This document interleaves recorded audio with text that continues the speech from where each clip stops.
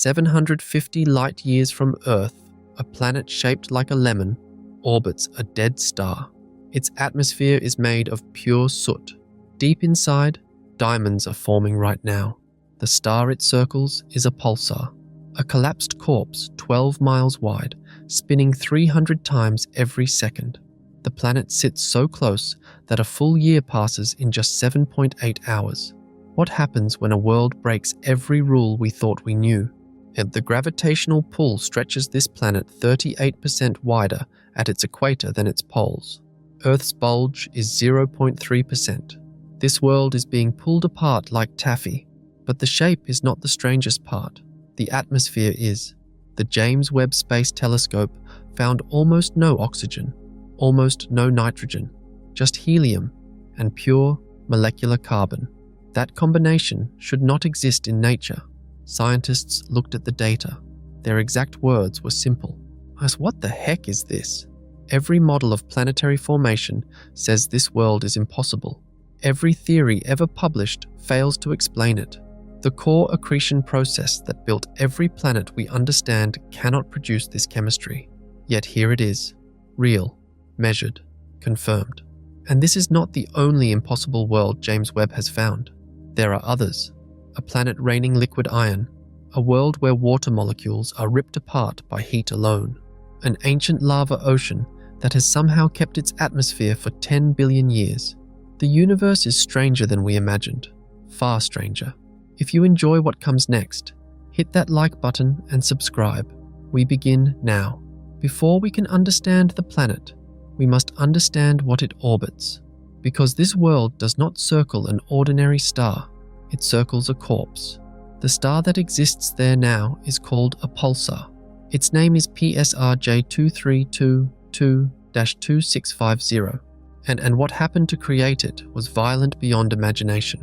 Once, a star 10 times heavier than our sun burned in that region of space. It lived fast. It burned through its fuel in a cosmic instant. Then it died. When massive stars die, they do not fade quietly. They explode. The outer layers blast outward in a supernova, scattering elements across the galaxy. But the core does not escape. The core collapses.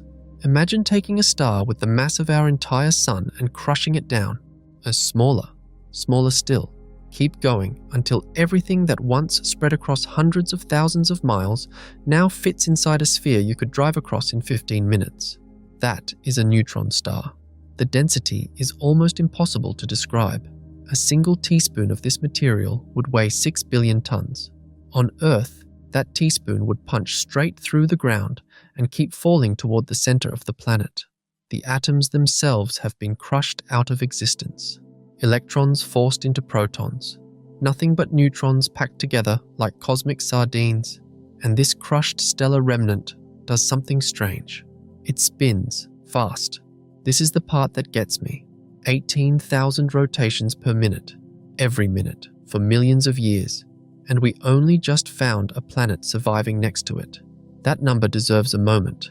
18,000 rotations per minute is faster than a dental drill, faster than the turbines in a jet engine, faster than anything humans have ever constructed that spins.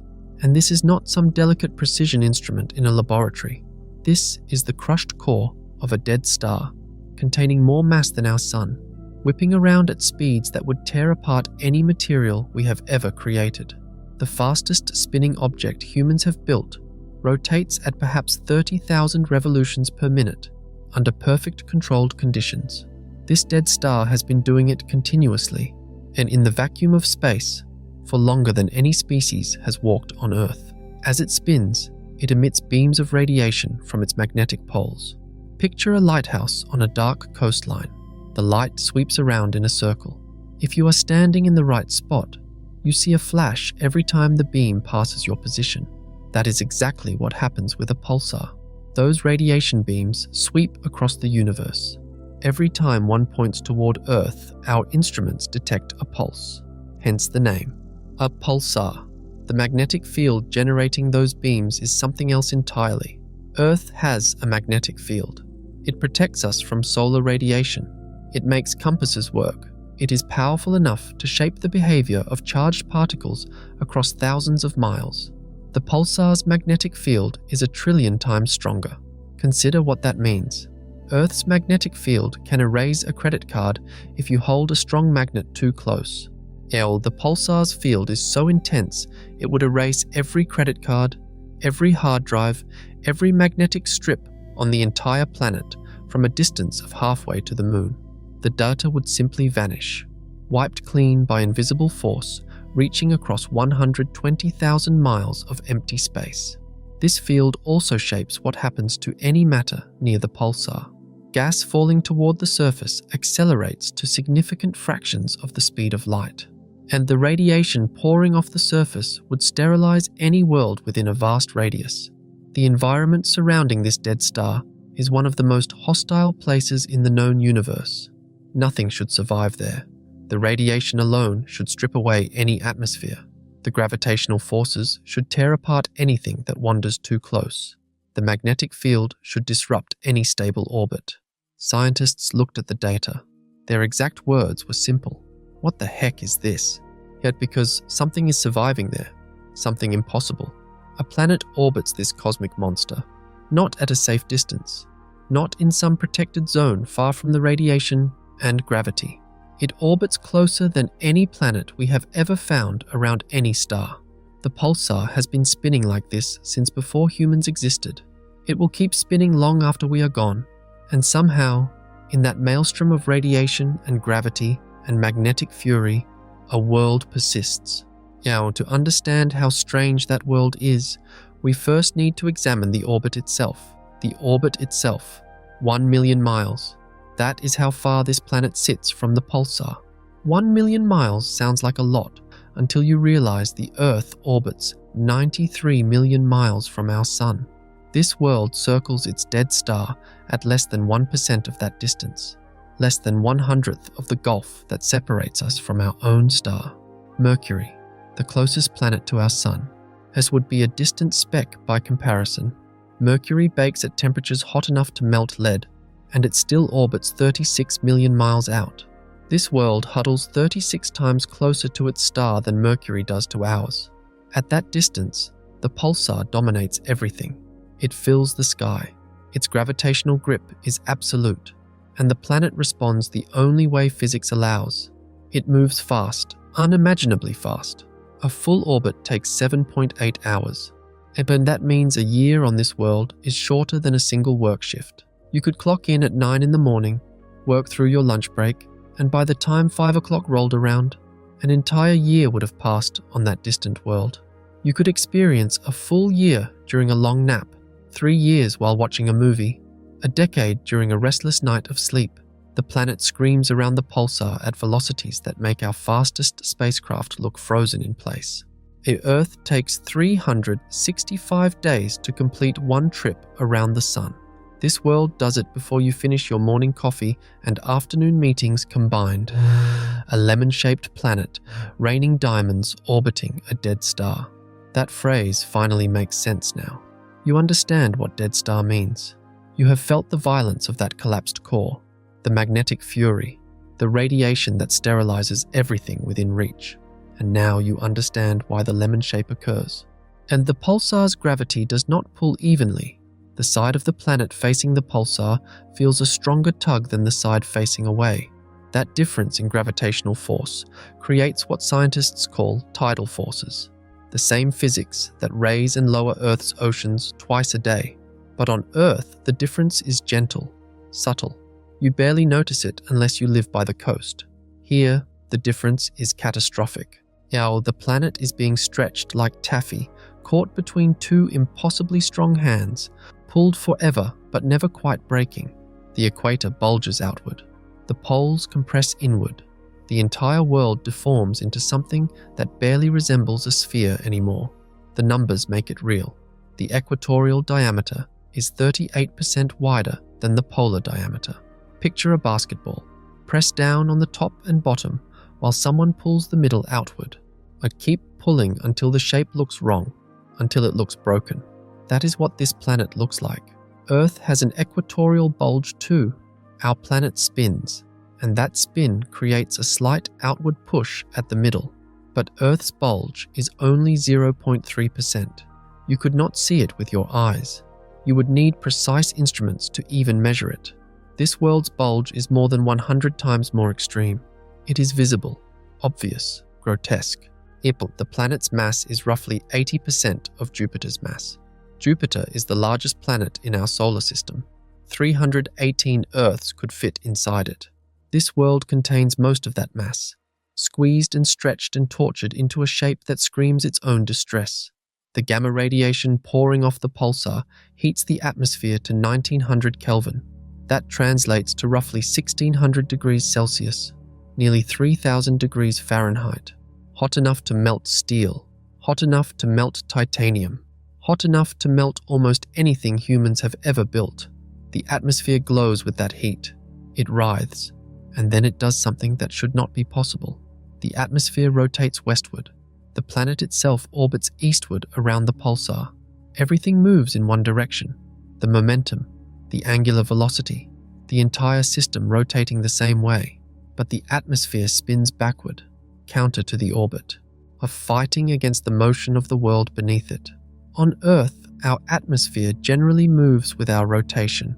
Weather systems have their own complexity, but the overall flow follows the spin. On this world, the air itself rebels. It streams in the opposite direction, driven by forces that should have torn it apart billions of years ago. Counter-rotation like this creates instability. It fights the natural tendency of rotating systems to align. Over astronomical timescales, and it should have dissipated. The atmosphere should have synced up with the planet, or been stripped away entirely. Instead, it persists, year after 7.8-hour year, orbit after screaming orbit. The pulsar does not care. It keeps spinning. The planet keeps stretching. The atmosphere keeps flowing backward, and the whole system continues existing in defiance of every expectation. But the orbit is not even the strangest part. It is the atmosphere. The atmosphere is where everything falls apart. Not physically. Physically, it holds together against all reason, but scientifically, chemically, in terms of what should be possible according to the rules that govern every other atmosphere we have ever studied. This is where the planet stops making any sense at all. The James Webb Space Telescope pointed its gold-plated mirror at this world and captured the light filtering through that strange envelope of gas. And that light carries a fingerprint. Every molecule absorbs specific wavelengths, leaving dark lines in the spectrum like a barcode. Read the barcode, identify the molecules. Simple in principle, revolutionary in execution. What Webb found broke the models. The atmosphere contains helium. That part makes sense. Helium is the second most abundant element in the universe. You find it almost everywhere. But the rest of the atmospheric composition reads like a chemistry textbook written by someone who had never taken chemistry. Carbon. Pure carbon. Not carbon dioxide. Not carbon monoxide. Not any of the stable carbon compounds that form naturally when carbon encounters other elements. Just carbon atoms bonded to each other in pairs and triplets. C2 molecules. C3 molecules. Floating in the atmosphere like they belong there. They do not belong there. Carbon is one of the most reactive elements known to science. It bonds with almost everything. Put carbon near oxygen and you get carbon dioxide within milliseconds. Put carbon near nitrogen and you get organic compounds. Put carbon near hydrogen and you get methane. Carbon does not simply exist alone. Carbon finds partners. Carbon builds structures. Carbon connects. Except here. These C2 and C3 molecules are among the most fragile configurations carbon can form. As they exist in laboratories under carefully controlled conditions, they exist in the thin wisps of interstellar gas clouds where atoms drift for millions of years without encountering anything else. They do not exist in planetary atmospheres. The heat alone should destroy them. The radiation should shatter them. The presence of any other reactive element should immediately bond with them and transform them into something stable. The spectrum showed something else missing. Oxygen is the third most abundant element in the universe.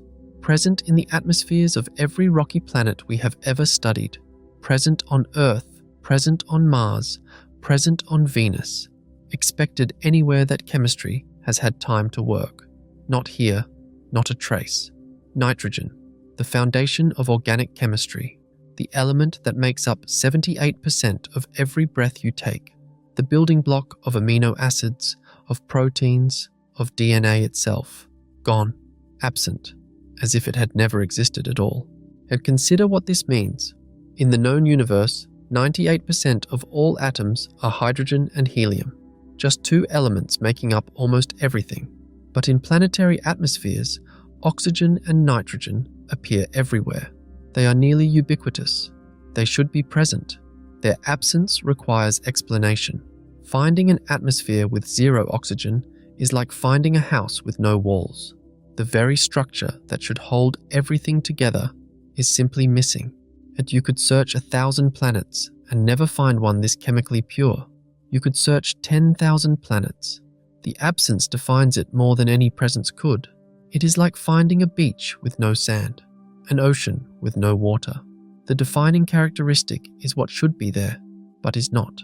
This planet should not exist, not because of its orbit, not because of its shape, not because of the radiation, or the magnetic field, or the pulsar spinning beneath it. Those are strange, and those push the boundaries of what we thought possible. But this violates chemistry itself. Carbon should have bonded with something, anything. The millisecond those C2 molecules formed, they should have grabbed the nearest oxygen atom and become carbon dioxide. The instant those C3 chains appeared, they should have reached out for nitrogen and built something more complex. That is what carbon does. That is its nature. Instead, those fragile molecules persist. Yet they drift through an atmosphere so chemically pure that nothing challenges them. No oxygen to steal them away, no nitrogen to reshape them, just helium, inert and passive, and carbon in its most delicate form. The temperature does not help explain this. Nearly 2,000 Kelvin should accelerate reactions, not prevent them. Heat makes molecules move faster, collide harder, bond more readily. At these temperatures, chemistry happens violently and quickly. Yet the atmosphere maintains its impossible purity. The pressure makes it worse. The planet's massive gravity compresses that atmosphere down toward the surface. Particles crowd closer together.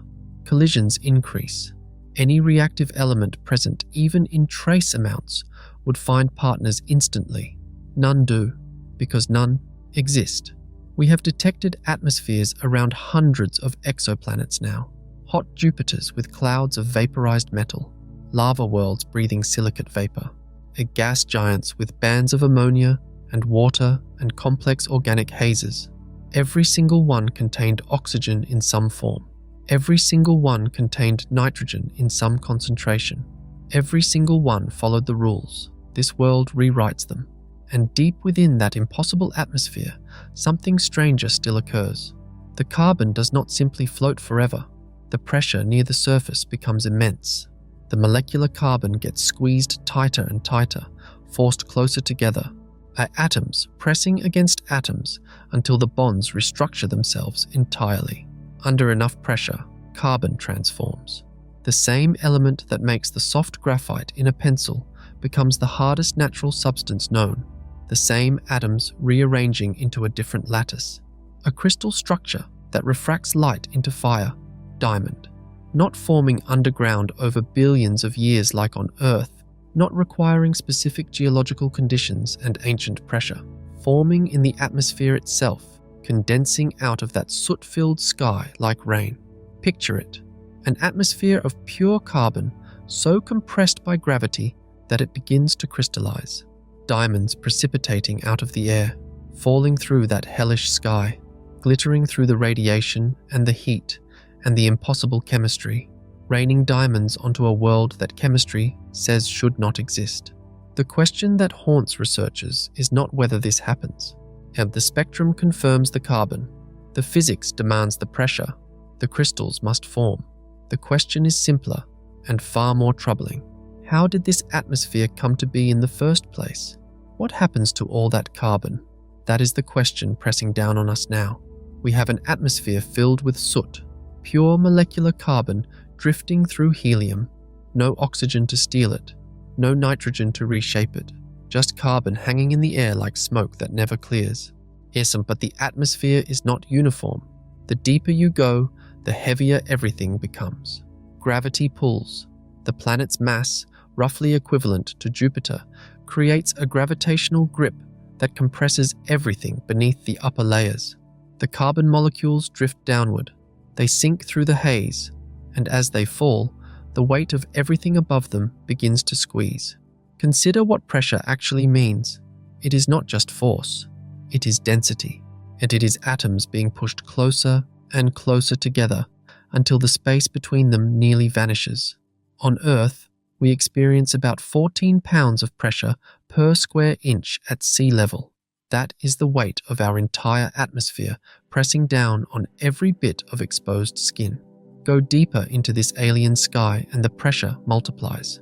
Not by 10, not by 100, by factors we struggle to calculate precisely because we have never observed an atmosphere quite like this one. The carbon atoms descend through increasing compression. At some point, the soot stops behaving like soot. The individual molecules cannot maintain their loose, chaotic arrangement.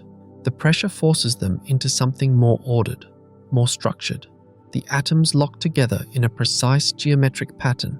A crystal lattice forms, carbon becoming diamond, not through the slow geological processes we know from Earth, and not buried in the mantle for billions of years waiting for continental drift to push it toward the surface.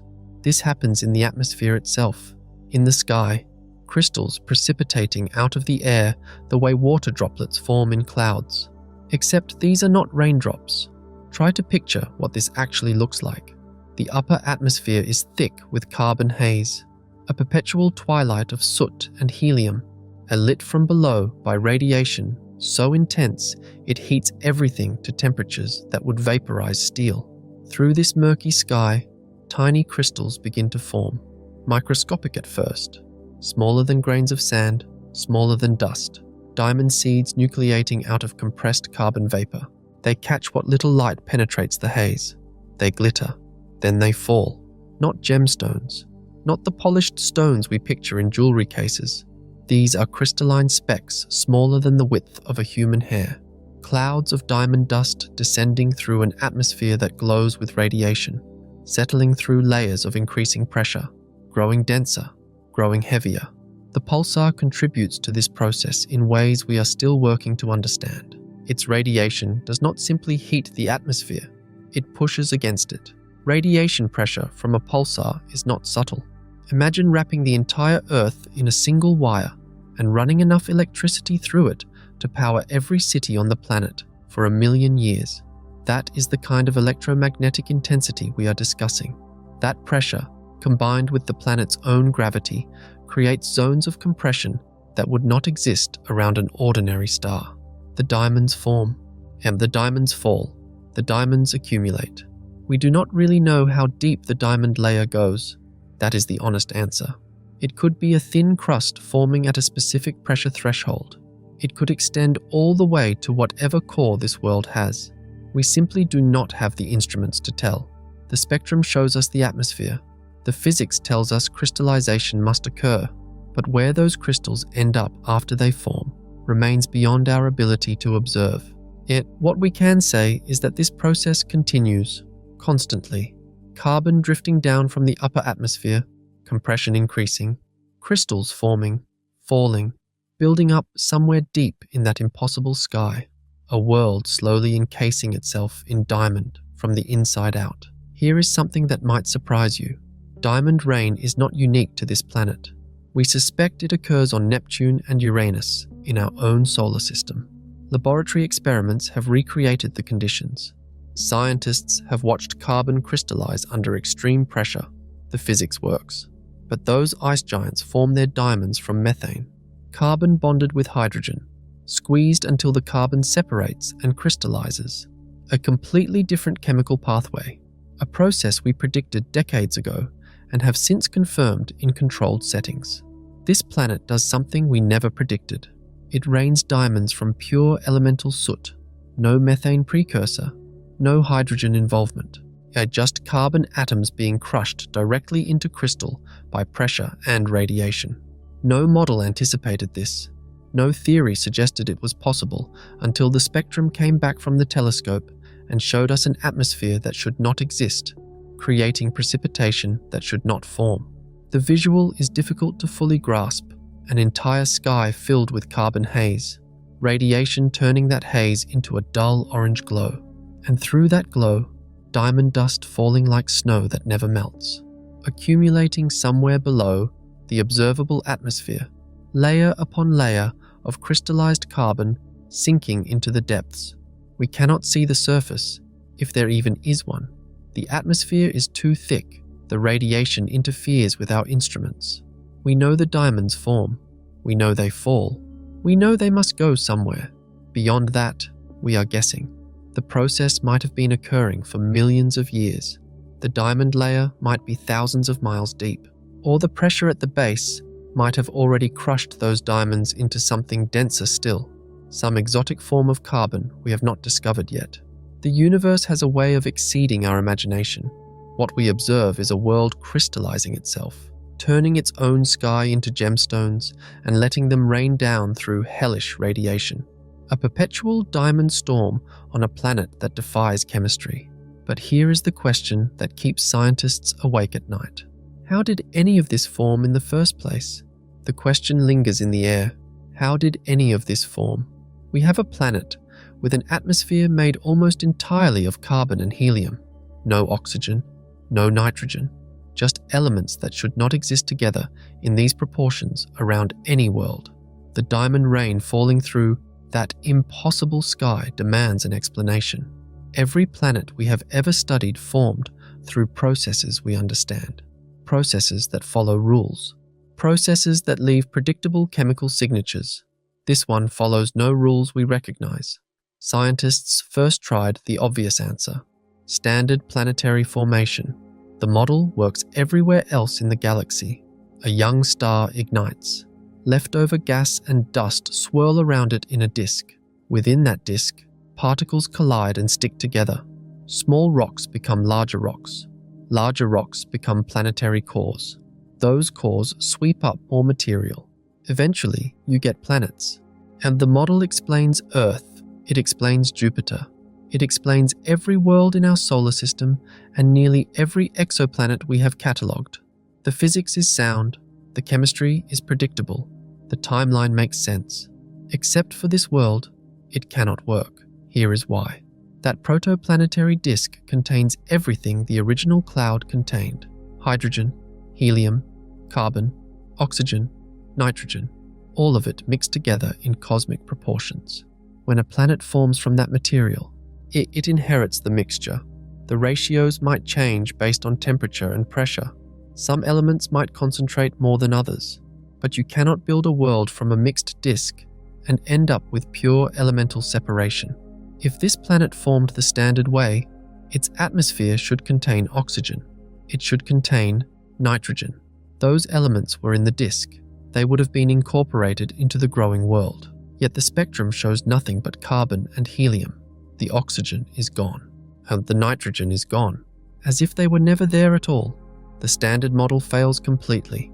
Scientists moved to the next possibility. Perhaps the planet did not form in a disk at all. Perhaps it started as something else entirely. Pulsars are violent things. They consume whatever falls into their grasp. Many have companion stars locked in close orbits. Over millions of years, the pulsar can strip material from that companion, peeling away layer after layer of stellar atmosphere, of feeding on the gas that bleeds across the space between them. Eventually, the companion shrinks. What remains is the dense core of what was once a star. This is called the Black Widow theory. The pulsar devours its companion like the spider that eats its mate. Scientists wondered if this planet might be such a leftover, the stripped core of a star that lost everything else.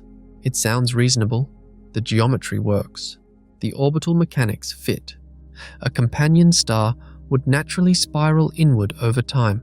The pulsar's radiation would strip away the lighter elements first. You could imagine ending up with something unusual at the end of that process. But nuclear physics destroys the theory. Stars fuse elements in their cores. Hydrogen becomes helium. Helium becomes carbon. Carbon becomes heavier things. The process is well understood. We have mapped the nuclear reactions that power every star in the sky. We know what gets produced, and we know what remains when fusion stops. Stellar cores are not pure carbon. They cannot be. Fusion does not work that cleanly. The reactions produce oxygen alongside carbon. They produce neon, they produce magnesium and silicon, and traces of everything between. A stripped stellar core would contain all these elements mixed together. The proportions might favor carbon, but purity would be impossible. Yet this planet shows purity that physics says cannot exist. What the heck is this? The spectrum came back from the telescope. Carbon dominated everything. Helium filled the gaps. Nothing else registered in meaningful amounts. No oxygen signatures, no nitrogen bands, no trace metals from stellar nucleosynthesis. Just elemental carbon floating in helium as if the universe had built a world from only 2 ingredients. No known formation pathway produces this result. Core accretion fails because the building materials are wrong. And the Black Widow theory fails because nuclear fusion leaves mixed residue. Every other model astronomers have proposed runs into the same fundamental problem. Chemistry does not allow what we are observing. Physics does not permit what the spectrum reveals. This planet should not exist. Here is something that makes this stranger. We had the data for years. Radio telescopes first detected this world in 2017. The pulsar's timing showed the gravitational tug of something in orbit. Astronomers logged the discovery and moved on. It sat in catalogs while other projects demanded attention. 6 years passed with nobody realizing what they had found. The planet was hiding in plain sight the entire time. When someone finally pointed the right instruments at it, when the spectrum came back showing an atmosphere of pure carbon and helium, the reaction was disbelief. Researchers checked the data. They ran the analysis again. Yet they looked for contamination or instrument error or any explanation that fit known physics. Nothing did. We are forced to accept the existence of a world that current physics says cannot be forged. Not because the evidence is weak, because the evidence is overwhelming. The spectrum does not lie. The chemistry is clear. Carbon and helium. Nothing else. Raining diamonds through radiation that should have stripped the atmosphere away billions of years ago. Every model we have built over decades of planetary science fails to explain this single object. Every formation theory we trust breaks down when confronted with this atmosphere. Every assumption we make about how worlds come to exist proves inadequate. The honest answer is that we do not know how this planet formed. We do not know why its atmosphere contains what it contains. We do not know what process could create such chemical purity around a dead star's corpse. And yet this diamond planet is not alone. This diamond planet is not an isolated glitch. It is part of a growing catalogue of nightmare worlds revealed by the James Webb Space Telescope. A catalogue that keeps getting longer. A catalogue that keeps getting stranger. Every time astronomers point the telescope at another distant world, they find something that refuses to fit the models. Something that breaks the rules. Something that should not exist, but does. Consider a world called TOI 561b. It sits 280 light-years away in the constellation Sextans, a rocky planet, 1.4 times the size of Earth, twice as massive, dense, solid, the kind of world that should feel familiar. It is not familiar at all. This planet hugs its star so tightly that the distance between them is 1/40th the distance between Mercury and our Sun. Mercury already scorches at over 800 degrees. This world makes Mercury look like a ski resort. Yet the entire orbit takes 10.56 hours, less than half a day on Earth. You could wake up, go to work, come home, eat dinner, and watch this planet complete an entire year before you go to sleep. The star it orbits is ancient, twice as old as our Sun. That means this planet has been bathed in stellar radiation for 10 billion years. 10 billion. Our entire solar system has only existed for 4.6 billion. This world was enduring punishment before Earth was even a cloud of dust. At that distance, at that age, under that bombardment, the math is simple. No atmosphere should survive. The star should have boiled away any gases within the first few million years, stripped the world bare, left nothing but naked rock baking in radiation. Scientists calculated what the surface temperature should be for a bare rock at that distance. 4,900 degrees Fahrenheit, 2,700 Celsius. Hot enough to melt most metals, hot enough to glow orange like heated iron. Then, the James Webb Space Telescope measured the actual temperature, 3,200 degrees Fahrenheit, 1,800 Celsius. That is a difference of 2,000 degrees. 2,000 degrees cooler than physics predicted. Something is absorbing the heat. Something is blocking the radiation. Something is there that should not be there. An atmosphere, a thick one, after 10 billion years of bombardment, is still present, still functioning, still cooling the surface by 2,000 degrees. This makes no sense until you understand what is happening on the surface. This world has no solid ground in the traditional sense. The day side faces its star eternally, tidally locked, one half burning in permanent noon, the other half frozen in permanent midnight. The boundary between them is a twilight line where temperatures shift by thousands of degrees across a few hundred miles. The day side is covered in a magma ocean, not pockets of lava, not volcanoes scattered across rock. An ocean, liquid rock stretching to every horizon, churning, glowing, moving with currents driven by the star's heat. This is a wet lava ball, not wet with water, wet with molten rock that sloshes and breathes like a living thing. The magma ocean exhales gases into the sky, the way your breath fogs a cold window, except this fog is made of vaporized silicon and metal. And the lava constantly releases volatiles into the atmosphere. Compounds that would be rocks on Earth exist as gases here. They rise into the sky and form clouds. Clouds made of silicates. Clouds made of vaporized sand. Clouds made of the same material your windows are made of. Actually, that is not quite right. Let me try again. It is not that the atmosphere survives the bombardment. It is that the atmosphere is constantly being reborn, destroyed and recreated over and over, and for 10 billion years, the stellar radiation strips gases from the top of the atmosphere, tears them away molecule by molecule. The star is actively destroying the air, but the magma ocean below keeps breathing new gases upward, volcanic outgassing on a planetary scale, a relentless feedback loop. The star takes, the lava gives, the star takes, the lava gives. For 10 billion years, neither side has won. This is not stability. This is a war fought at the atomic level, a tug of war between a star trying to strip a world naked and a planet that refuses to stop exhaling. The atmosphere exists in a state of constant destruction and constant regeneration. Every molecule of gas in that sky is temporary. Every particle will eventually be torn away, but new particles replace them before the atmosphere can thin. The night side tells a different story. Eternal darkness. No starlight reaches it. The temperature drops by thousands of degrees. Gases that were vapor on the day side condense and fall. Rain made of metals. Snow made of compounds that have no name in any language spoken on Earth. The cycle never stops. Evaporation on the bright side. Precipitation on the dark side.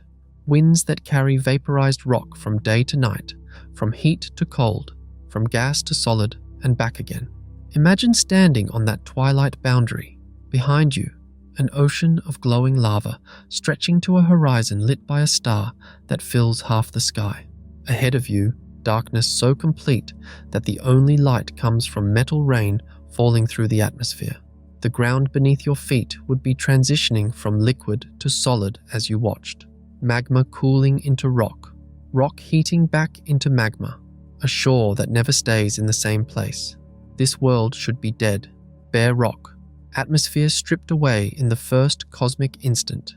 Instead, it has maintained a thick blanket of gases for longer than Earth has existed, and not by being protected, by constantly rebuilding itself. The James Webb Space Telescope found this. measured this, confirmed this, and then found more worlds just as strange, just as impossible, just as defiant of everything we thought we understood about how planets work.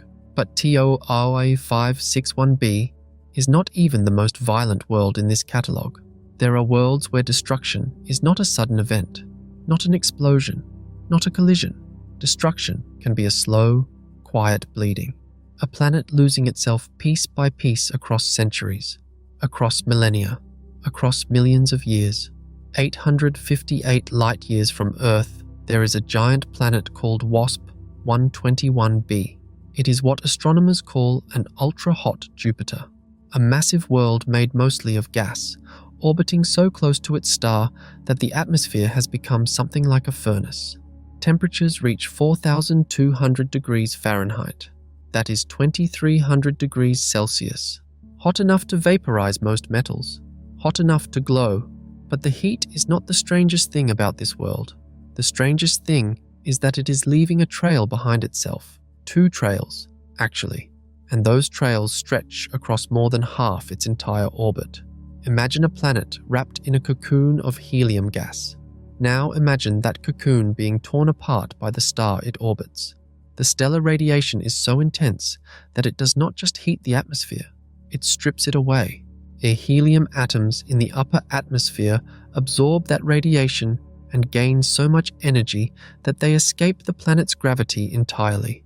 They drift off into space, but they do not disappear. They form visible streams of gas trailing behind the planet like banners in a wind that never stops blowing. One tail streams backward. It follows the planet's path through space, dragged along by the momentum of the orbit. You might expect that. Things leave trails when they move fast enough. Comets do it. Meteors do it. But WASP 121b has a second tail, and this one does not trail behind. It curves ahead. The star's gravity reaches out and grabs the escaped atmosphere, pulls it forward, accelerates it beyond the planet's own speed. The helium that boiled off the upper atmosphere is now racing ahead of the world it came from. The planet is chasing its own dissipating atmosphere, running after pieces of itself that it will never catch. Let that image settle for a moment. A planet bleeding into space, the blood drifting backward and forward at the same time. Twin streams of gas spanning 60% of the entire orbit. More than half the circle this world traces around its star is filled with the atmosphere it is losing. And remember, we started this journey with diamonds falling from soot clouds around a dead star. Now we are watching entire atmospheres bleed into space. The orbit of WASP 121b takes only 30 hours, not 30 days. 30 hours. In the time it takes you to watch a movie, sleep through the night, and go about your morning, this planet has completed more than half a trip around its sun. That proximity is what makes the destruction possible. The closer a world sits to its star, the more radiation it absorbs. The more radiation it absorbs, the more its atmosphere heats up. The more the atmosphere heats up, the faster it escapes. This is not a stable system. This is a countdown. Her watching W, ASP 121b, is like watching a candle burn at both ends, except the candle is a planet, and the flame is the fury of its star. The front tail exists because physics does not care about symmetry. When helium escapes the planet's gravity well, it enters a new domain. The star becomes the dominant force, and the star is pulling that escaped gas toward itself. The gas accelerates. It swings around the curve of the orbit faster than the planet can follow. So there it hangs, as a ghostly banner waving in the direction the planet is heading, leading the way into oblivion. The planet will never catch up. Every hour more atmosphere escapes. Every hour the tails grow slightly longer. Every hour this world becomes a little less than it was. How long does WASP 121b have? That depends on factors astronomers are still measuring. The rate of atmospheric loss, the total mass of the atmosphere, the intensity of the stellar wind. But the trajectory is clear, that this is not a world that will exist forever in its current form. Someday, perhaps millions of years from now, perhaps billions, the atmosphere will be gone. What remains will be a stripped core, a skeleton of a planet, the bones of something that was once a giant. The remarkable thing is that we can see this happening. The James Webb Space Telescope detected the helium signature in those tails, measured their extent, mapped their shape. We are watching planetary death unfold across astronomical timescales, not inferring it from models, not predicting it from equations, watching it. Most destruction in the universe happens too fast for us to witness. A supernova flares and fades in weeks. A collision between galaxies takes hundreds of millions of years. Ours but atmospheric escape exists in a middle zone, slow enough to measure across human decades, fast enough that each observation shows real change. WASP 121b is not hiding its fate, it is wearing it. Those twin tails are visible markers of a process that cannot be reversed. The planet cannot pull its atmosphere back. The star will not stop shining. The physics will not change. This is what it looks like when a world dies in slow motion. But there are worlds where the heat does something even stranger. Heat does something even stranger when it crosses certain thresholds. On some worlds, the temperature does not merely transform matter. It destroys it at the most fundamental level. There is a planet where the heat is so intense that water cannot exist in any form. Not as liquid, not as vapor, not as ice. The molecules themselves are ripped apart. WASP 18b sits 400 light-years from Earth, a giant world at 10 times the mass of Jupiter. That means if you stacked 10 Jupiters together, you would finally match what this single planet weighs. It orbits its star in 23 hours. One day on Earth is longer than 1 year on this world, and that closeness to its star has consequences that seem almost violent. The day side of WASP 18b reaches temperatures near 5,000 degrees Fahrenheit. That is hotter than the surface of many small stars. That is hot enough to melt tungsten, and the metal we use for light bulb filaments, because nothing else can handle the heat. At these temperatures, chemistry changes. The rules we learned in school stop applying. On WASP 18b, water does not evaporate. It is ripped apart at the molecular level, torn limb from limb like a piece of paper fed into a shredder. The bonds between hydrogen and oxygen cannot survive. They snap. What remains is atomic hydrogen drifting in one direction, atomic oxygen drifting in another. The molecule that defines life as we know it ceases to exist. Not transformed, destroyed. Think about what that means.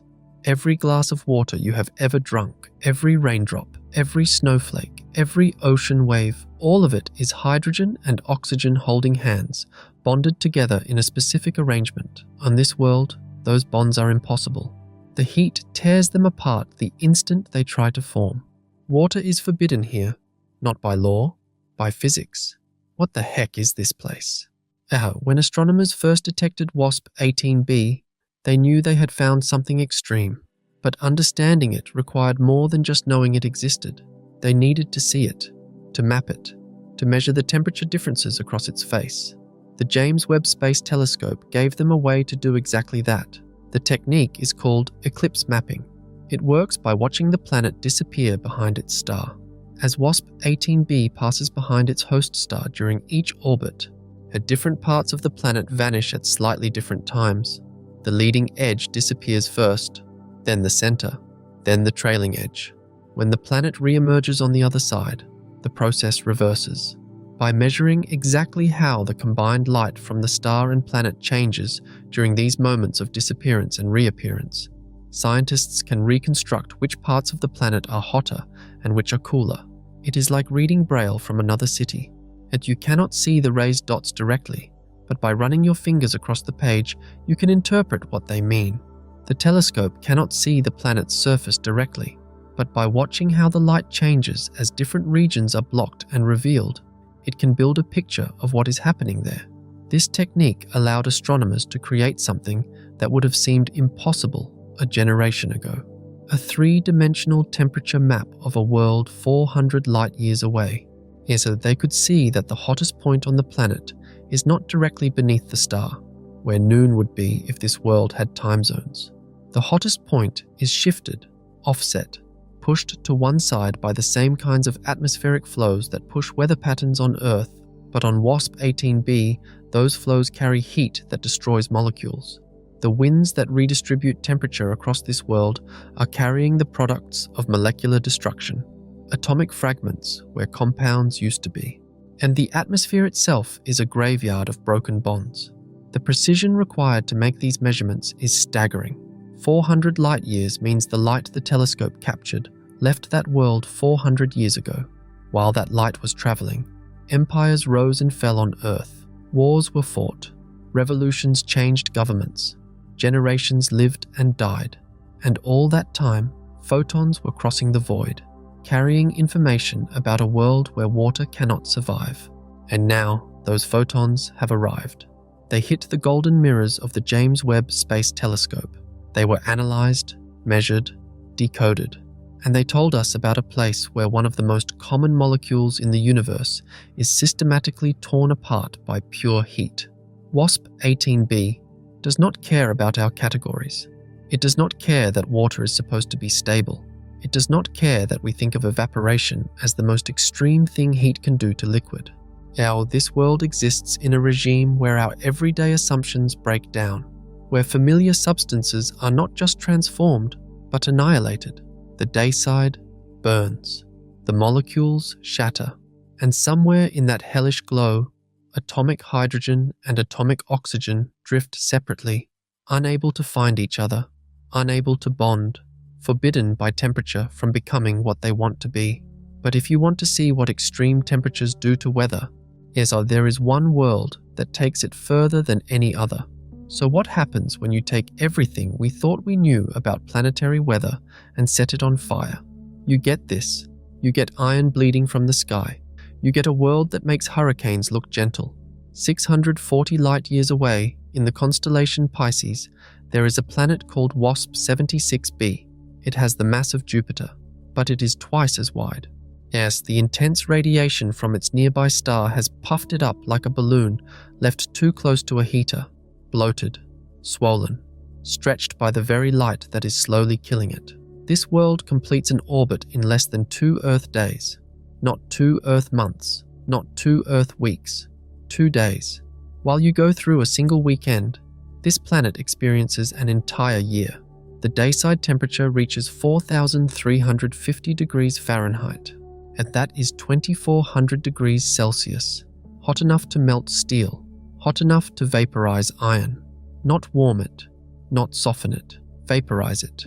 Turn solid metal into a gas that drifts through the atmosphere like steam rising from a cup of tea.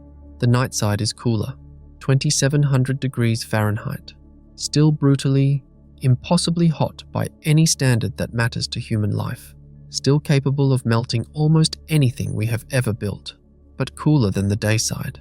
And that difference is everything. The temperature gap between the two hemispheres is like the difference between the surface of a star and the inside of a volcano. Both will kill you.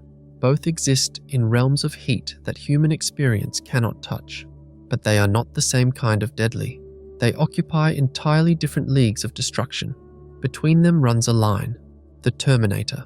Not a movie reference, a real boundary that exists on every tidally locked world. Yet it is the edge between eternal day and eternal night. A thin strip of permanent twilight where the sky blazes on one side and darkens on the other. On most worlds, this boundary is a curiosity. On WASP-76b, it is where the horror happens. Standing on that Terminator line would be like standing in the doorway between a blast furnace and a foundry. Both sides want to kill you, just in slightly different ways. Winds howl across this boundary at 18,000 kilometers per hour, and that is fast enough to circumnavigate Earth in just over 2 hours. Faster than any storm ever recorded in our solar system. Faster than the speed of sound by a factor of 15.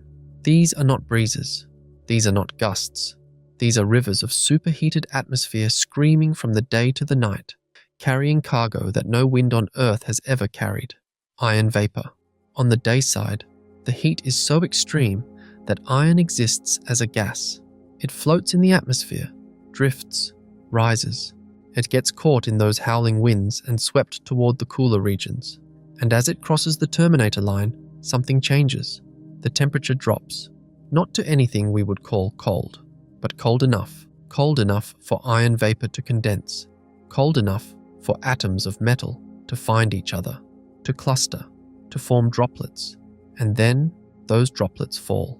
Iron rain, not water, not ammonia, not any of the strange rains we have imagined on alien worlds.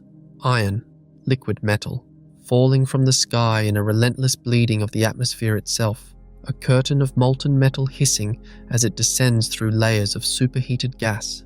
Picture it. You are standing on the night side, looking up. The sky above you is not blue, it is not grey. It is tinged with the dull red glow of cooling metal, and from that sky, drops of liquid iron are falling, each one glowing faintly with residual heat, each one dense and heavy and impossibly real. They do not patter like rain, and they do not mist like drizzle. They fall like the sky itself is bleeding, like the atmosphere has opened a wound and cannot stop the flow. These planets should not exist, and yet they do. Here is the part that haunts me. The iron rain never reaches a surface. There may not even be a surface to reach.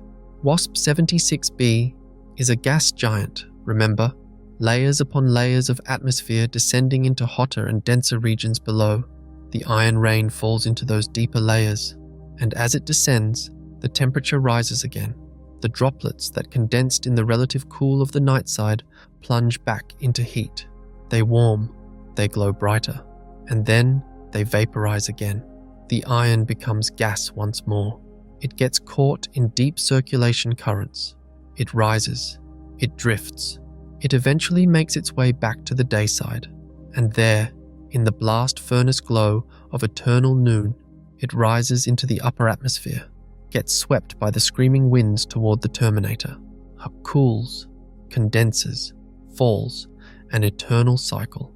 Iron evaporating, blowing, condensing, falling, evaporating again, forever. A loop that has been running for millions of years.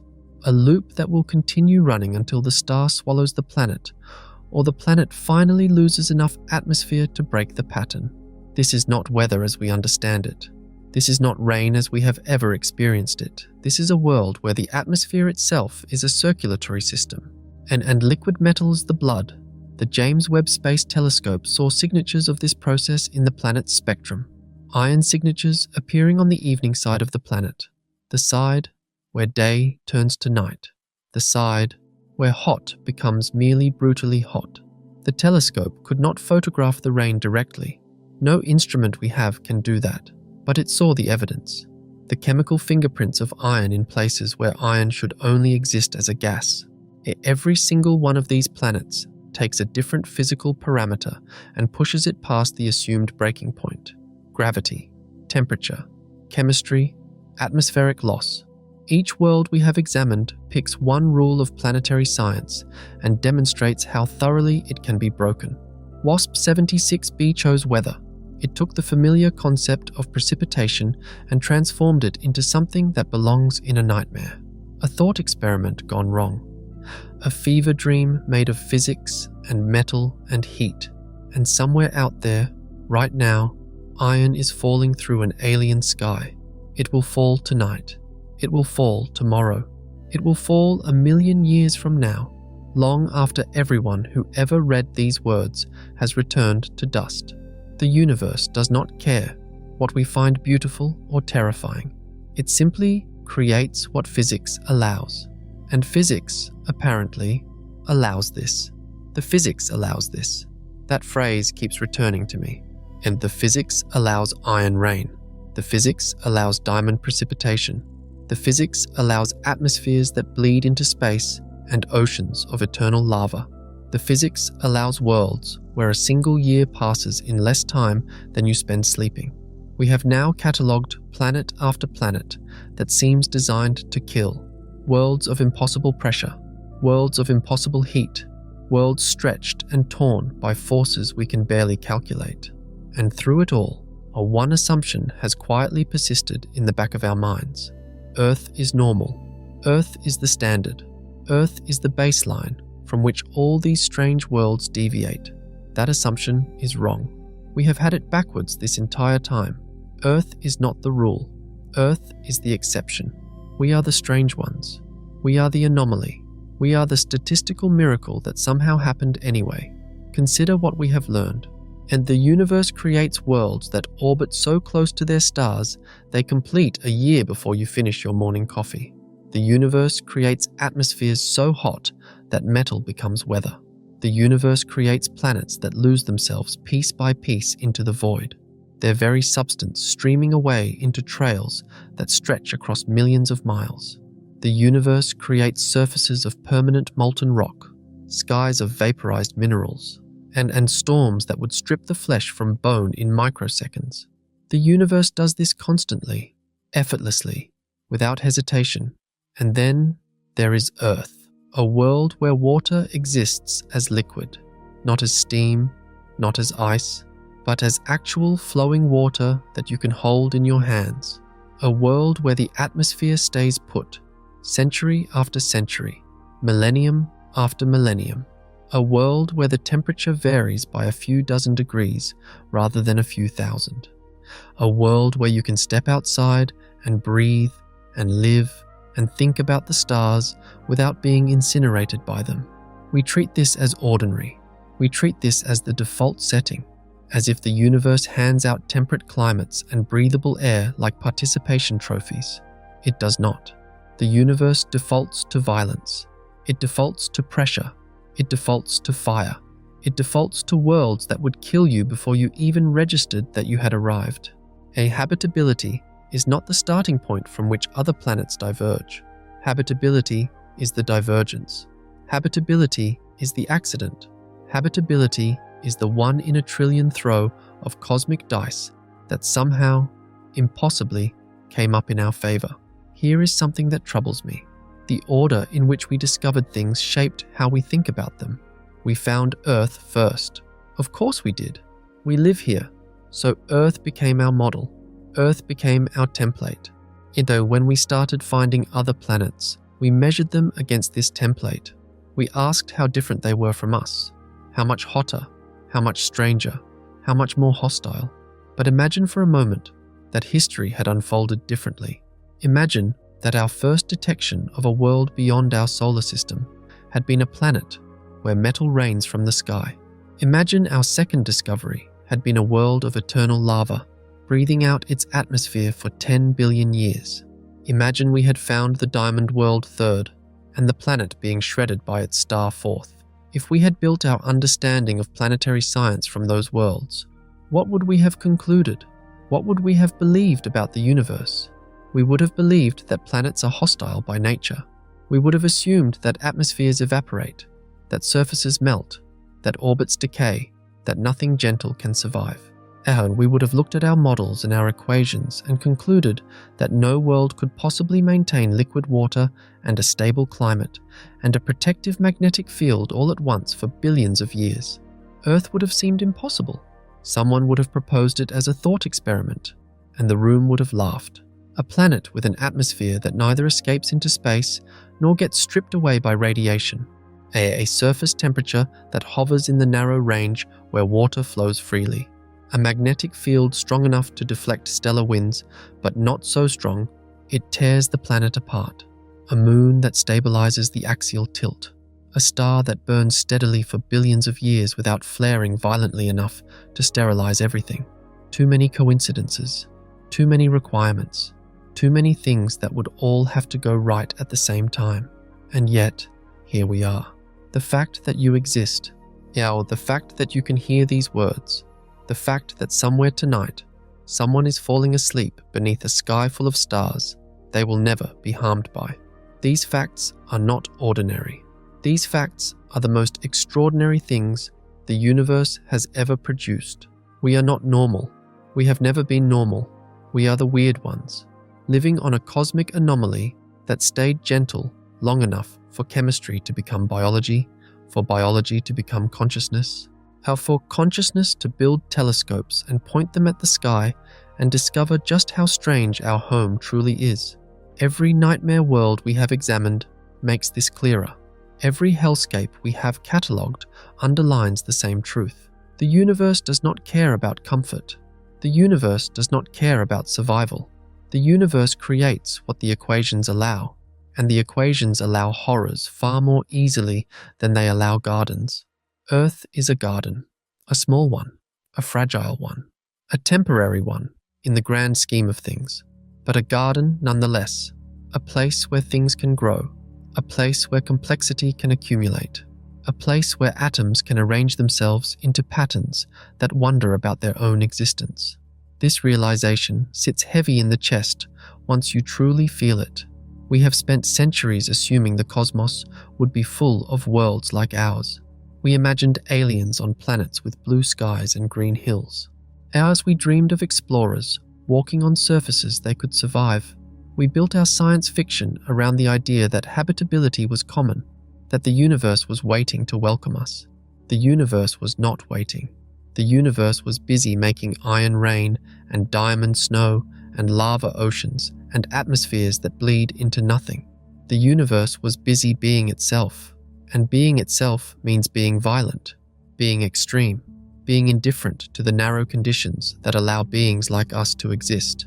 That we are only now confronting these paradigm-shifting truths because of one instrument, a telescope that floats in the darkness 1,000,000 miles from home, its golden mirrors turned toward the void, collecting light that has traveled for hundreds of years just to whisper its secrets into our detectors.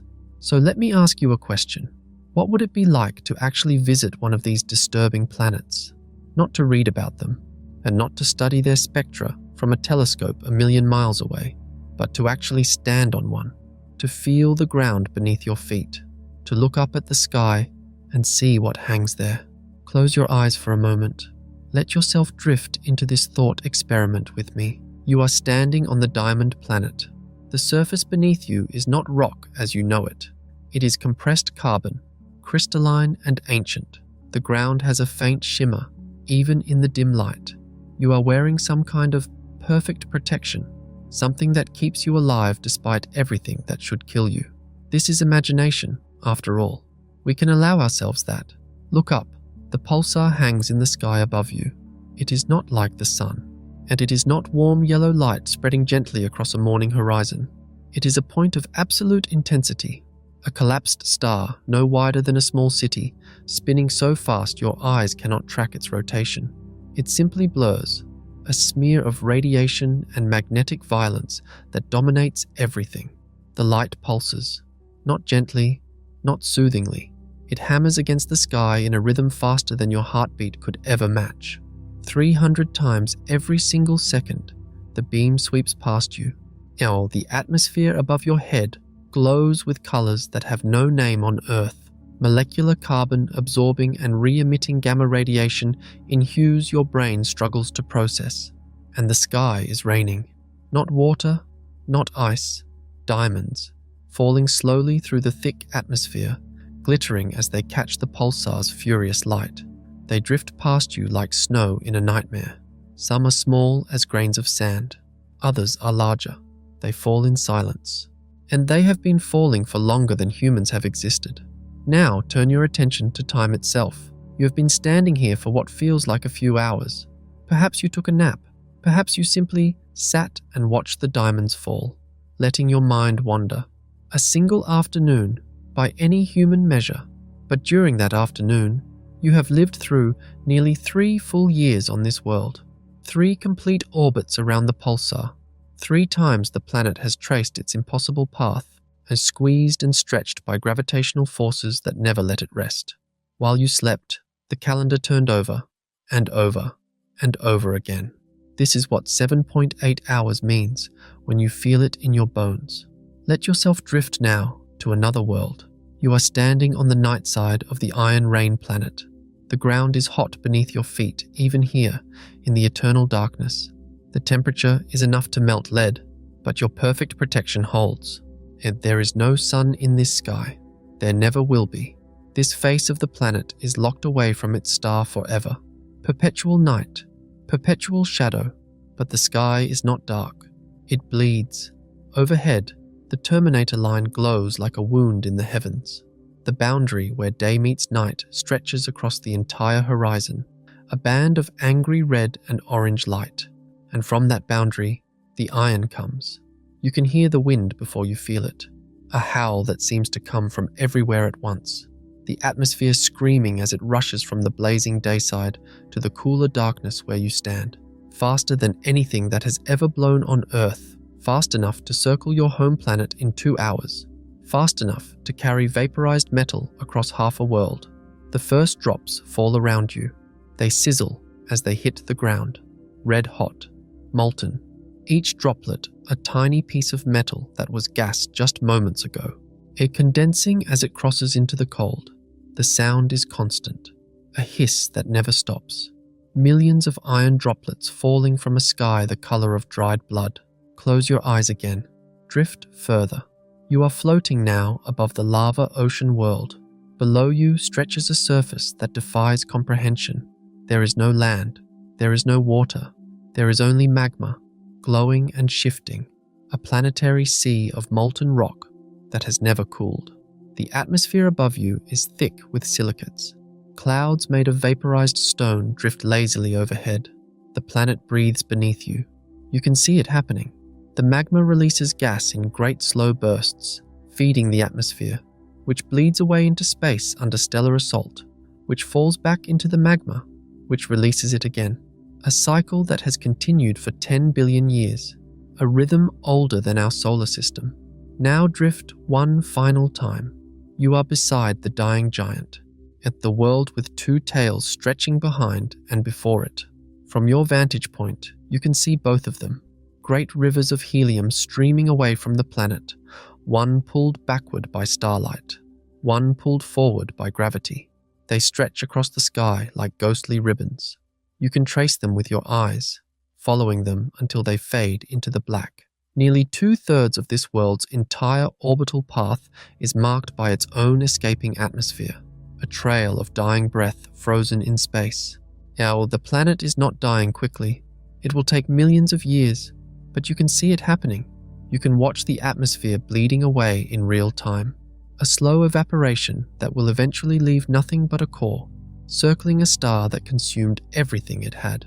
These are not abstractions. These are places, real places that exist right now, as you listen to these words. The diamond rain is falling this very moment. The iron is sizzling against alien stone. Yeah, the lava ocean is breathing its ancient breath. They do not need us to witness them. They do not care if we know they exist. They simply are. A lemon-shaped planet raining diamonds orbiting a dead star. Once, those words might have seemed like poetry, like metaphor, like something a dreamer invented to sound profound. But now you understand every word. You know what made the lemon shape. You know why diamonds form in that atmosphere. You know what kind of dead star it orbits, and how that star died, and what it became. The poetry was always real. We just needed the right instruments to read it. But of course, we cannot visit. We can only observe, and the way we observe has changed everything. There is a machine floating in the darkness right now, not orbiting Earth, not circling the moon. It sits at a point in space where the gravity of the sun and the gravity of Earth cancel each other out. A still point, a balance point, 1 million miles from home. The James Webb Space Telescope. Its mirror is made of 18 hexagonal segments, fitted together like the compound eye of some vast golden insect. Each segment is coated in a layer of gold thinner than a soap bubble. Gold, because gold reflects infrared light better than almost anything else. The full mirror spans 6.5 meters across. That is about the length of a giraffe lying on its side. Hubble's mirror is 2.5 times smaller. Webb gathers 6 times as much light. The difference between looking through a keyhole and opening the entire door. But size alone is not what makes this telescope special. Light from distant planets does not arrive as images. It arrives as whispers. Faint infrared signals carried across hundreds of light years. Signals so delicate that almost anything can drown them out. The heat from your hand would overwhelm them. The warmth of a coffee cup would blind the instruments completely. Here is the problem no one talks about. If the telescope's own instruments generated even a tiny amount of heat, they would drown themselves out. The detector would see its own warmth reflected back at it, like trying to photograph stars while holding a flashlight to your face. To see the faint glow of worlds hundreds of light years away, The telescope itself must become colder than almost anything in the solar system. The sun shield makes this possible. Picture a beach umbrella, then stretch it until it covers a tennis court, and then make it so thin you could fold it in your pocket. The sun shield is 5 layers of a material called capton. Each layer is thinner than a human hair. They are separated by gaps of vacuum, and each layer blocks more heat than the one before it. On the sun-facing side of the shield, temperatures reach over 200 degrees Fahrenheit, hot enough to boil water. On the instrument side, temperatures plunge to negative 233 degrees Celsius, and that is negative 387 Fahrenheit, just 40 degrees above absolute zero, colder than any natural place in our solar system, except the shadowed craters at the poles of distant moons. This is the equivalent of holding up a beach umbrella the size of a tennis court while standing 1,000,000 miles from home and having it work perfectly. I have read the engineering specs for this telescope 4 times, and it still makes me pause. The margin for error was so small, and yet here it is, working perfectly, 1,000,000 miles away. It launched on Christmas Day, 2021, a gift to ourselves that we were not certain would even unwrap correctly. The mirror had to fold to fit inside the rocket. The sun shield had to collapse like origami. 344 single points of failure. If any one of them had gone wrong, we would have lost everything. A $10 billion machine, useless, drifting in the dark. Every single point worked. By mid-2022, the telescope was fully operational. Its minimum design life is 10 years. It carries enough fuel for potentially 20. 2 decades of staring into the infrared dark. Consider what it means to read the light from a planet hundreds of light years away. The planet does not glow on its own, not like a star. It reflects light from its host star, and it emits its own heat as infrared radiation. But that signal is buried. Yet the star beside it is millions of times brighter. Picking out the planet's signal is like trying to spot a firefly hovering next to a searchlight from across a continent. Reading the spectrum of a planet like the one we have been discussing is like trying to read a license plate on a car parked in another city while the car is in a dark garage and the license plate is written in a language you have never seen before. And yet, we read it. The gold mirror catches the photons. The sun shield keeps everything cold enough to see them. The spectrographs split the light into its component wavelengths, and in those wavelengths, we find fingerprints. Carbon molecules leave one signature, helium leaves another, water vapor, methane, carbon dioxide. Each chemical writes its name in the light. This is how we know what distant atmospheres contain without ever traveling there. We read the light the way ancient scholars read scrolls, carefully, patiently, letter by letter. And the telescope does not move to track its targets. It does not need to. At Lagrange point 2, it maintains its position relative to Earth and the Sun with only tiny adjustments. It simply stares for hours, sometimes days, collecting photons one by one until there are enough to tell a story. Every discovery we have discussed came from this machine. Every temperature measurement, every atmospheric composition, every detection of molecules that should not exist where we found them. Webb saw them all. Webb told us. The engineering seems almost absurd when you list it all together. A gold mirror the length of a giraffe, a sun shield thinner than hair, colder than Pluto, a gravitational balance point 1,000,000 miles from Earth, a decade of staring into frequencies our eyes cannot see. It works. All of it works. But all the technology in the universe means nothing without the light it collects. And that light has been traveling for a very long time. 750 years. That is how long the journey took.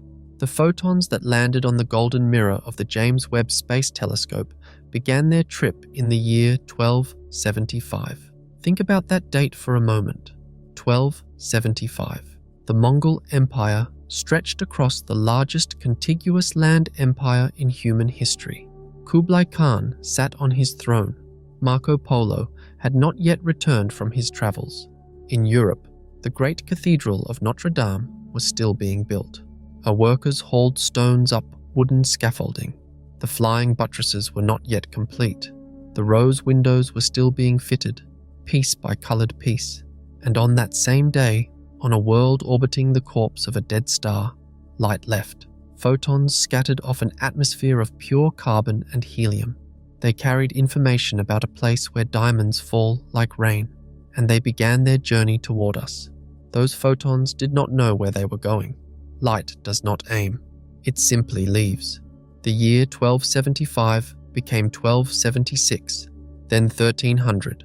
The Black Death swept across continents. The photons kept traveling. The Renaissance bloomed in Florence. Leonardo painted. Michelangelo carved. Gutenberg built his press. The photons kept traveling. Columbus crossed an ocean. Galileo pointed a tube at Jupiter. Newton watched an apple fall. The photons kept traveling. Empires rose. Empires crumbled. Languages were born and died. And the light continued. The Enlightenment, the Industrial Revolution, steam engines, telegraphs, 2 world wars, the splitting of atoms, humans walking on the moon. The photons kept traveling. They had covered less than half the distance when the first computer was built. They had traveled 2/3 of the way when the internet was invented. And then, 750 years after leaving, they arrived. They landed on 18 segments of gold-coated beryllium. They were collected by a telescope sitting at a gravitational balance point, a machine built by hands that did not exist when the journey began. The light that left during the reign of Kublai Khan was finally read by instruments designed in the 21st century. What the heck is this? That phrase appears in scientific papers. It appears in emails between astronomers. It appears in the margins of data printouts. And it is not a sign of ignorance. And it is the beginning of every great discovery. The moment when the data shows something that should not be possible. The moment when understanding breaks and curiosity takes its place. The diamond planet was first detected by radio telescopes in 2017. The data sat in astronomical catalogues for 6 years. It was there the entire time. A pulsar system with something strange orbiting it, but no one knew what they were looking at. The information waited, patient, silent. 6 years hiding in plain sight before the James Webb Space Telescope turned its golden eye and revealed what the radio waves could not show. The atmosphere of pure carbon, the absence of oxygen and nitrogen, the conditions for diamond precipitation. All of it was there in 2017. We just did not have the right kind of light to see it. This is why we build telescopes. The ones coming will push even further. The extremely large telescope is under construction now in Chile. Its mirror will span 39 meters, 6 times wider than the James Webb. It will collect more light in a single night than earlier telescopes collected in weeks. It will see atmospheres on worlds we cannot currently resolve at all. The giant Magellan telescope will use 7 massive mirror segments. Together, they equal a 25-meter aperture, 7 eyes working as one. It will study the earliest galaxies, the ones that formed when the universe was still young. The 30-meter telescope in Hawaii will extend our reach toward the faintest, most distant objects, planets around stars so far away that their light left before our solar system existed. Each new telescope sees further. Each new mirror gathers more photons.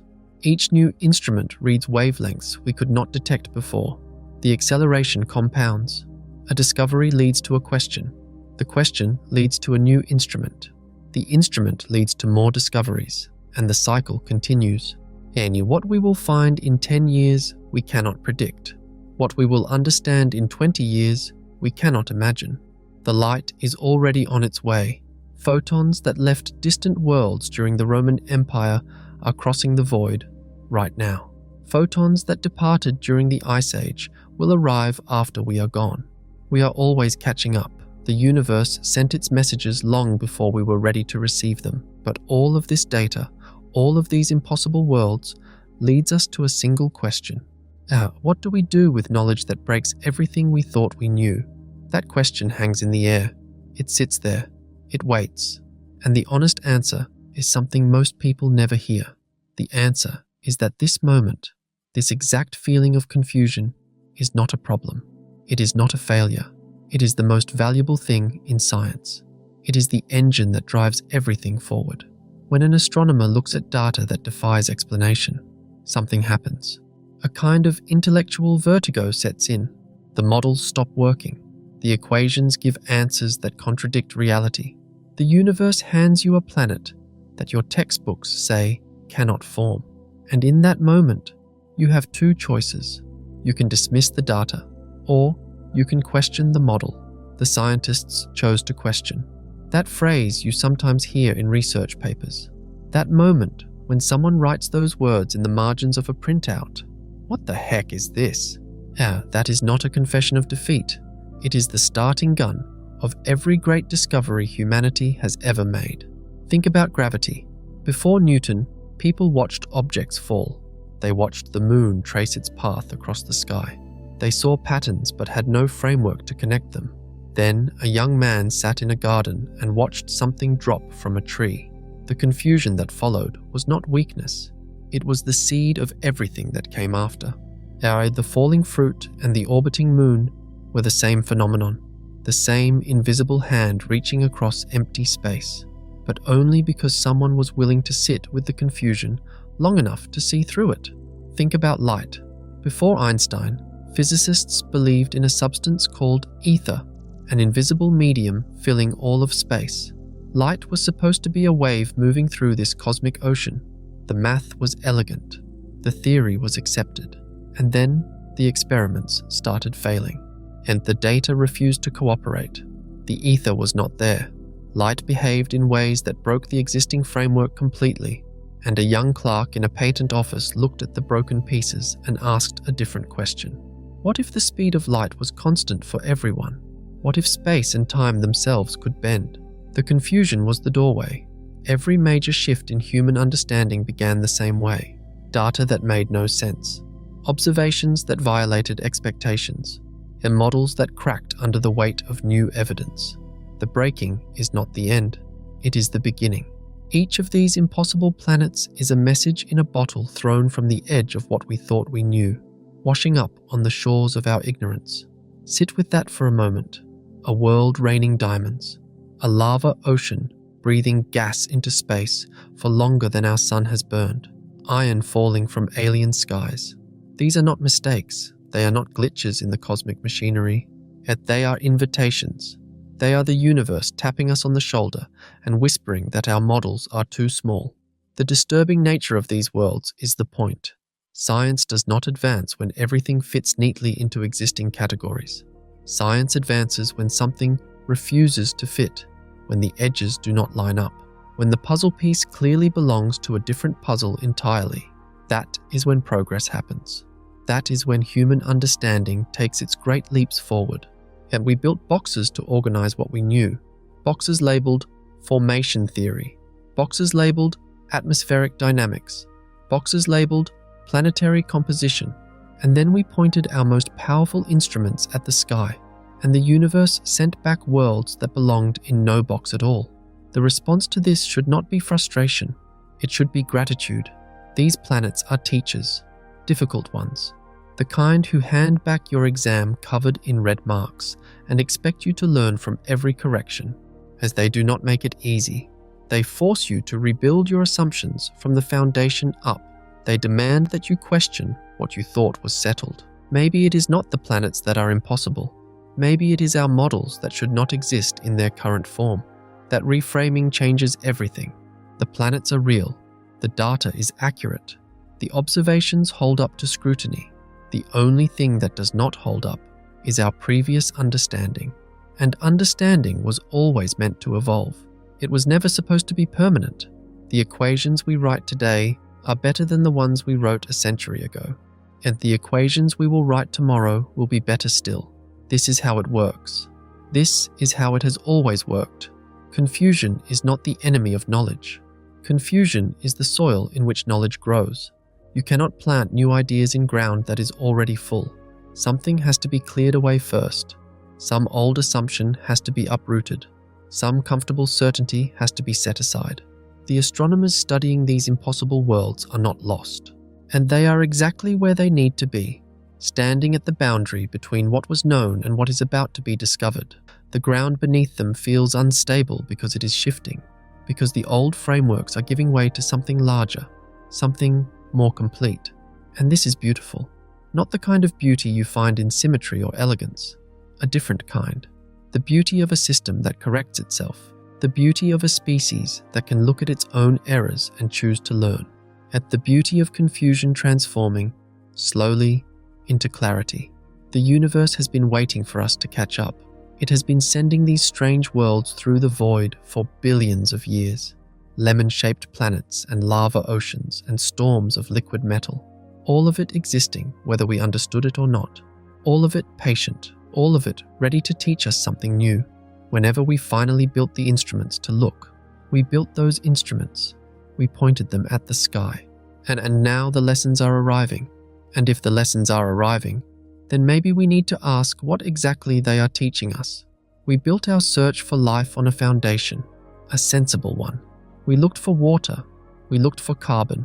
We looked for worlds in temperate zones where liquid could pool and chemistry could unfold slowly over deep time. We looked, in other words, for places that reminded us of home. But home may not be the template we thought it was. But consider what we have learned. Worlds can form around the corpses of dead stars. Atmospheres can persist for timescales that dwarf the age of our entire solar system. Planets can spin so fast they warp into shapes we never predicted. Chemistry can arrange itself in configurations our textbooks said were forbidden. If formation can be this strange, why would we assume life cannot be? We search for biosignatures, oxygen in specific ratios, methane alongside carbon dioxide, the chemical fingerprints that life leaves on Earth, and this makes sense. We have one example of life in the universe, just one. We know what that example breathes and what it excretes and what it does to the atmosphere around it. So we look for those same signs elsewhere. But think about what we are really doing. We are assuming the universe followed our recipe. We are assuming that whatever sparked in ancient Earth oceans is the only way sparking can happen. But we are assuming the path we took is the only path there is. The universe, it turns out, did not read our textbooks. It did not consult our models. It just went ahead and made whatever it wanted. Maybe life did too. This is not a claim. This is a question, a genuine one. If the conditions for planet formation turned out to be vastly stranger than we imagined, is it not possible the conditions for life are also stranger? If atmospheres can breathe out of molten rock, how could something else be breathing with them? If carbon can arrange itself into structures that fall as precipitation on a world orbiting a dead star, could carbon also arrange itself into structures we would not recognize as alive? We do not know. That is the honest answer. We have searched for decades and found nothing definitive beyond Earth. No signals, no fossils on Mars, no shadows of movement on distant moons, just silence. But the silence may not mean what we think it means.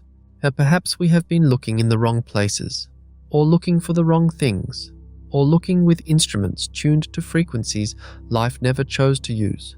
Perhaps our definition of habitable is simply too narrow, too centered on one small planet, orbiting one ordinary star in one spiral arm of one galaxy among hundreds of billions. We assume life needs what we needed: liquid water, a particular temperature range, a magnetic field to shield against radiation, and a stable orbit in a quiet neighborhood. And maybe that is true. Maybe those requirements are universal. Maybe biology is constrained in ways that chemistry is not. Or maybe not. Maybe life found different paths on different worlds. Maybe there are forms of organization and metabolism and reproduction that would not register on any instrument we have built. Maybe the universe is not just stranger than we imagine, but stranger than we can imagine. That phrase has been used before, and it deserves to sit for a moment anyway. Stranger than we can imagine, not stranger than we currently imagine, which implies we will catch up eventually. Stranger than we are capable of imagining, which implies limits on our side, not on the universe's side. We are a sample size of one.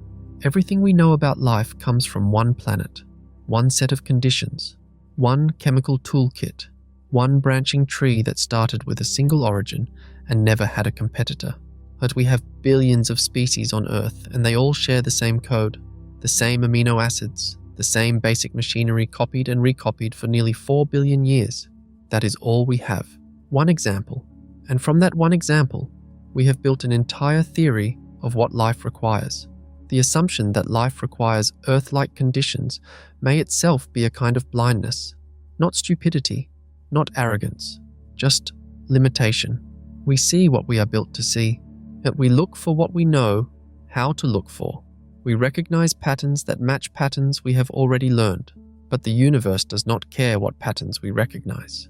If these disturbing worlds have taught us anything, it is that our categories are smaller than reality. Our boxes have walls. Reality does not. And if that is true for planets, maybe it is true for the thing we care about most. And the thing we have been searching for since we first looked up at the stars and wondered if we were alone. Life. Maybe it is out there in forms we cannot predict, on worlds we would never think to check, in conditions we labeled uninhabitable because our only reference point was a small blue dot where everything happens to work out for us. And maybe that is the real message of the Diamond Planet. The Diamond Planet is not a threat. It is not a warning. Yet it is not a sign that the universe is hostile or indifferent or cruel.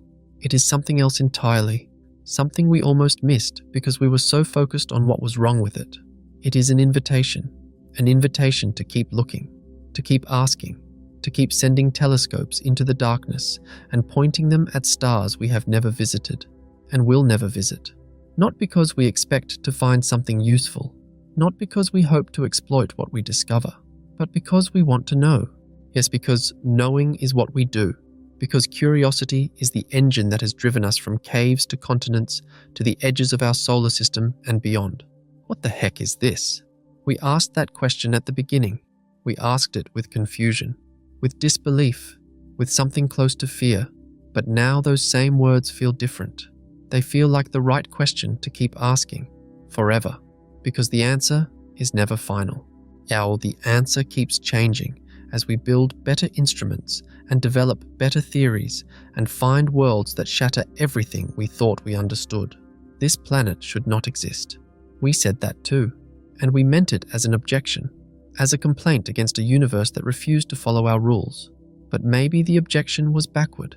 Maybe the problem was never the planet. Maybe the problem was the word should. The universe does not operate on should. It operates on does. And this planet does exist. It orbits a collapsed star that fits inside a city. It bulges at its equator like a piece of fruit squeezed too hard. It rains diamonds through clouds of soot, while spinning through a year that lasts less than a work shift. Disturbing was never the right word. Thrilling is closer. Humbling is closer still.